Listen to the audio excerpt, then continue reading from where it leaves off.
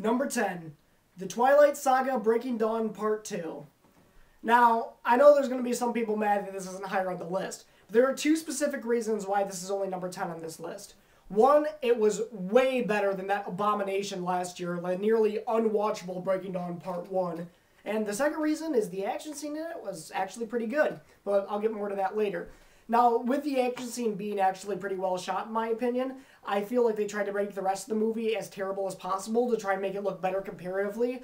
And, like, specifically what I'm referring to is there was shot after shot where it was just an overhead shot of some scenery with Bella narrating in the background, and then the very next scene they meet some random throwaway characters that didn't really serve a purpose, and then they have some random exposition dialogue with those characters, then another overhead shot of Bella narrating over scenery, then more throwaway characters come in, then some more exposition dialogue with those throwaway characters. That same sequence happened like 4 times. I found it really bizarre, like, that they would make that decision.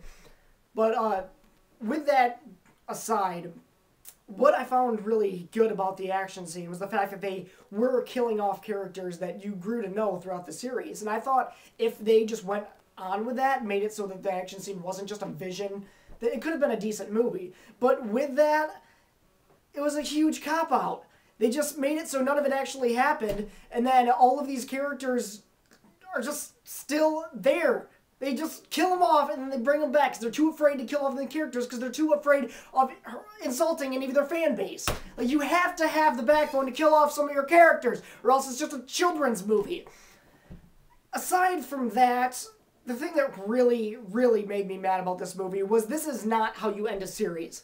They said there was one part in the movie where the Vulture didn't really care whether Renesmee was a mortal child or not. They just thought the Cullens was a thorn in their side and they wanted to kill him. So then they came to kill him, found out he would actually die through it, then it was like, okay, I'll just leave. Because he would die that specific time, that doesn't mean that he wouldn't if he got a bigger force or had a more strategic way of killing them. There was no reason that he would just leave them alone from now on. This is not a conclusion. This is not a resolution to anything. You bring one of the biggest, highest grossing franchises in movie history, and you just end it with no resolution, with it being... This was as big of a cliffhanger as the first Lord of the Rings movie, but that had 2 more, so it actually had a resolution. This, just nothing. It just stopped. This is not how you end a series. So, yeah, I'm just going to stop for sake of time, because I can go on analyzing this movie for a very long time. So, yeah, let's move on.